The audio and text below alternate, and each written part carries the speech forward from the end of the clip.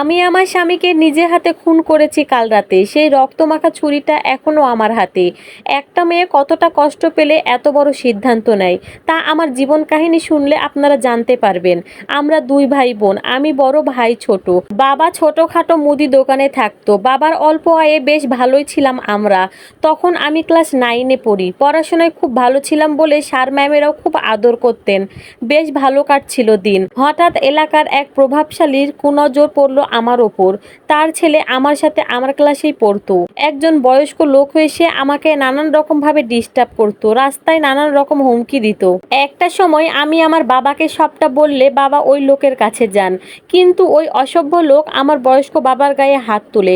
ক্ষমতার প্রভাবে সে বাবাকে হুমকি দেয়, আমাকে তার হাতে তুলে না দিলে সে আমার ক্ষতি করবে। আমার বাবা পুলিশের কাছে গেলে পুলিশও কেস নিবে, দূরে থাক, উল্টো বাবাকেই বলে মেয়েকে ঘরে বসিয়ে রাখেন, মেয়ে মানুষ বাইরে যায় কেন। পুলিশ ওদের কেনা গোলাম ছিল। একজন অসহায় বাবা চোখের জল নিয়ে বাড়ি ফেরেন। একদিন স্কুল যাব বলে রেডি হচ্ছি, বাবা বললেন, মারে বাদ দে, গরিবের আবার কিসের পড়াশোনা।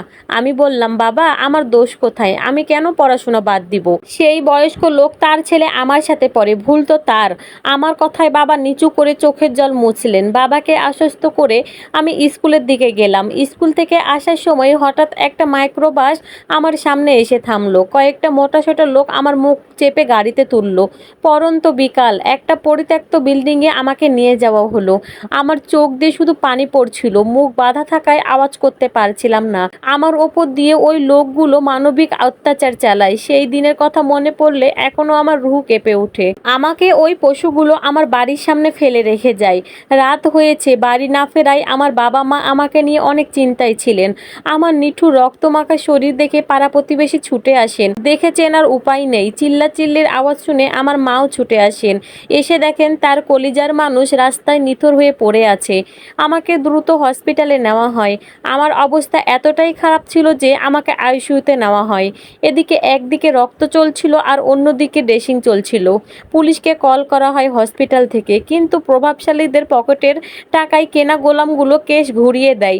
ডাক্তাররাও একটা সময় বলে এটা রেপ নয়, ইচ্ছাকৃতভাবে হয়েছে।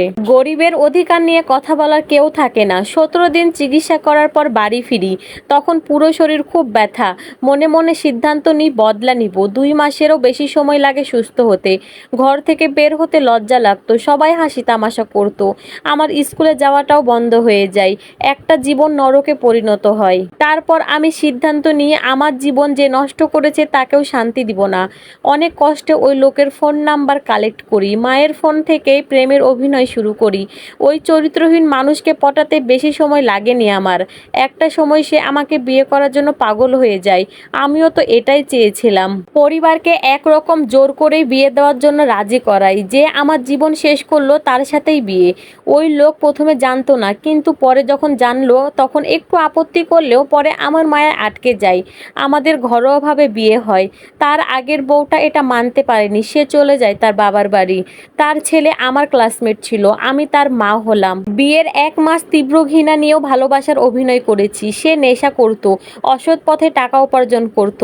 কাল নেশাটা একটু বেশিই করেছিল, সুযোগ ছাড়িনি। এতদিনের প্রতিশোধ নিয়ে নিলাম। হাত একটুও কাঁপেনি, কারণ যে যন্ত্রণা অপমান সহ্য করেছি তা হয়তো আর কেউ করবে না। যেখানে আইন টাকার কাছে বিক্রি, সেখানে বিচার কাকে দেব? কালকে সকালটা নতুন ভাবে শুরু হবে আমার। পুলিশ আসবে, আমায় নিয়ে যাবে, আমার মৃত্যুদণ্ড হবে। তবে আমার এই মৃত্যুতে কোনো আফসোস নেই, বরং আনন্দের বিদায় এটা। একটা পশুকে শেষ করে আরো অনেকগুলো মেয়ের জীবন বাঁচিয়ে দিলে গেলাম। এই স্টোরিটা ফেসবুকের টাইমলাইন থেকে নেওয়া।